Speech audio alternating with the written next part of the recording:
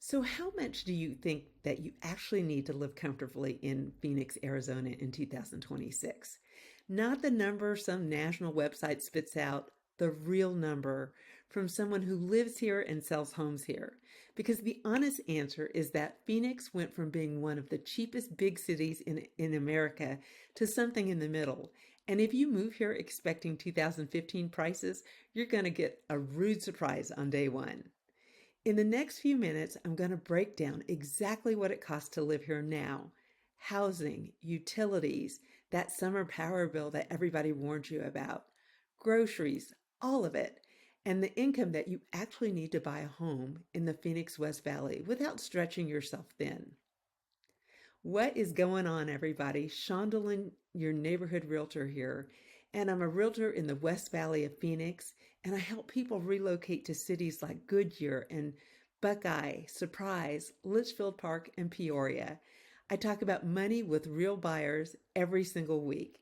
So this isn't a guess, this is what I watch people actually spend. So let's get into the real cost of living in the Phoenix metro area. Here's the trap. When people research the cost of living in Phoenix, they look at one number, and it's usually the cost of living index. They decide Phoenix is about average, and they move on. But an index doesn't tell you what your electric bill in July is going to look like. It doesn't tell you what your electric bill is going to look like in January.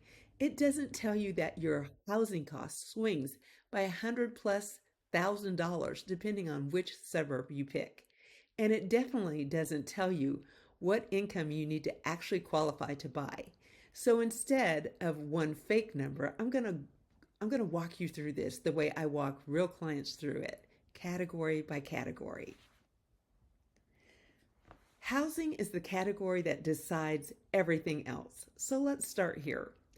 Across the greater metro area in 2026, the typical single family home is broadly sitting between the mid 300s and the mid 400s, give or take, depending on where you look and when you're watching this. But here's what the index will tell you. Actually, here's what the index will never tell you. That the West Valley is where your dollar will go the furthest. In the West Valley, places like Surprise and Buckeye and parts of Goodyear can still find newer single family homes in the high 300s to mid 400s.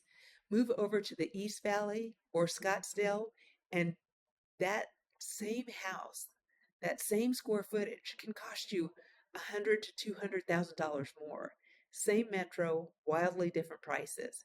And this is where the single biggest lever that you control. And it's the whole reason why most buyers move to the West.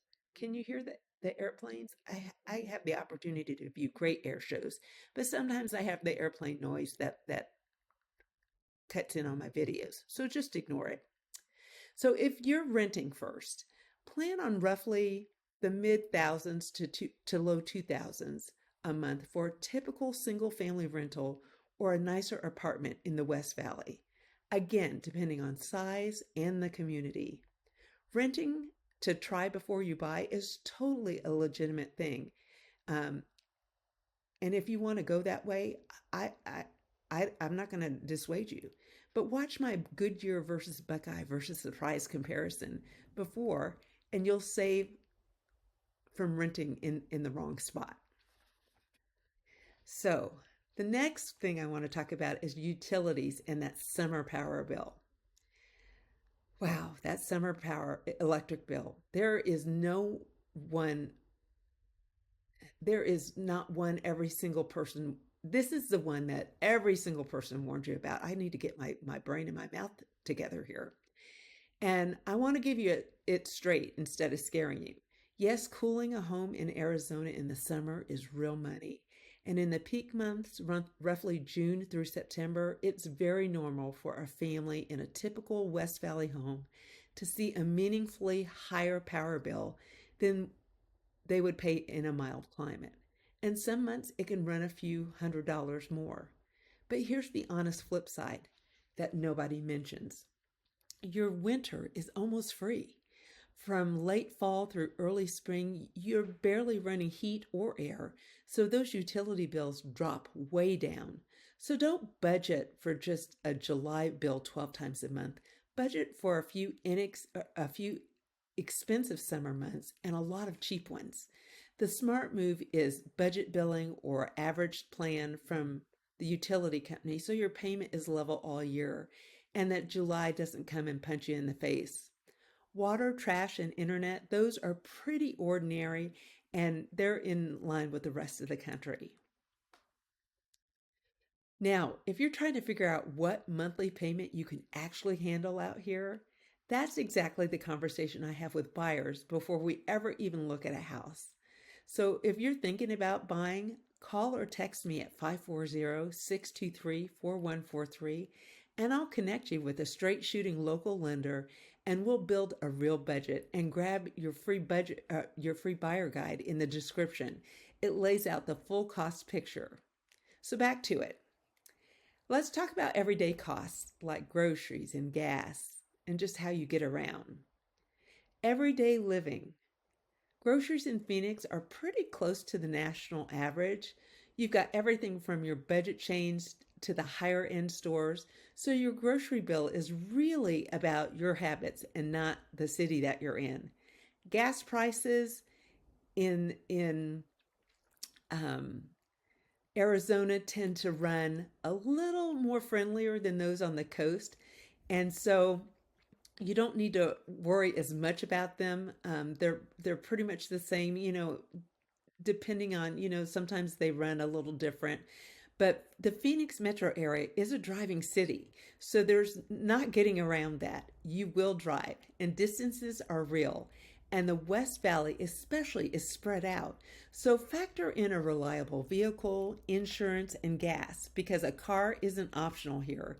It's a way that it's a way that you're going to need to get around. It's different from being in a dense downtown somewhere.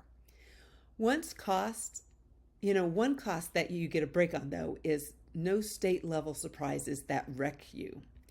Arizona's overall tax picture is relatively moderate compared to high tax states, which is a big reason so many buyers are coming from California. They feel the difference in their take home immediately. Now, healthcare costs here are roughly average for a major metro, nothing shocking, but budget for it like anywhere.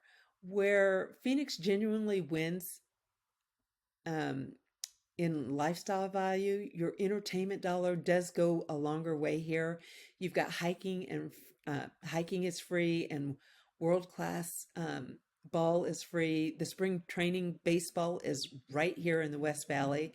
And a huge amount of the best living happens outdoors most of the year. Can you hear that airplane again? Gotta love them. You can have a fantastic life here without an expensive nightlife budget. And a lot of people here find they actually spend less on fun because so much of the fun is outdoors and it's cheap. So let's answer the actual question. What income do you need? I'm going to give you a framework, not a fake precise number, because your down payment and your debt change everything and rates move. And so check the current numbers with your lender. Here's the honest shape of it.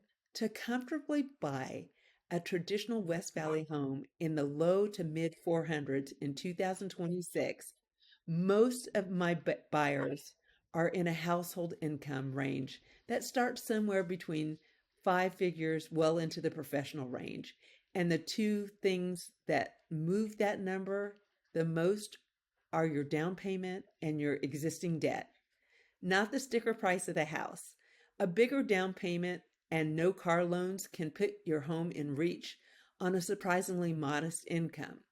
The thin down payment and a lot of monthly debt, though, can make even a good income feel tight.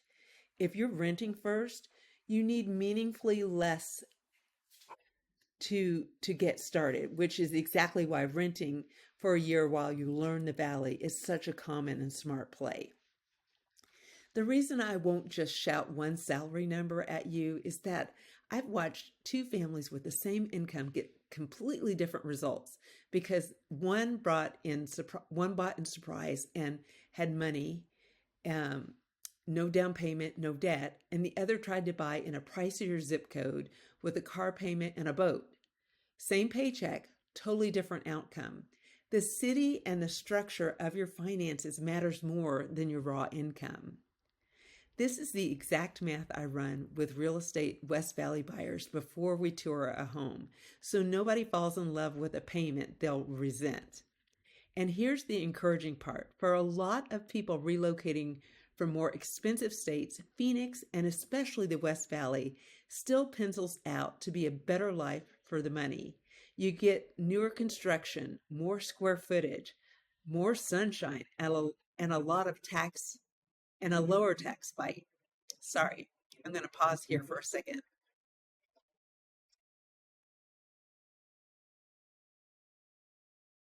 Sorry about that. That jet was really close. And you get a lower tax bite than those that live on the coast. It's not 2015 cheap anymore, but it's still genuinely strong value if you buy in the right spot. So here's my challenge to you.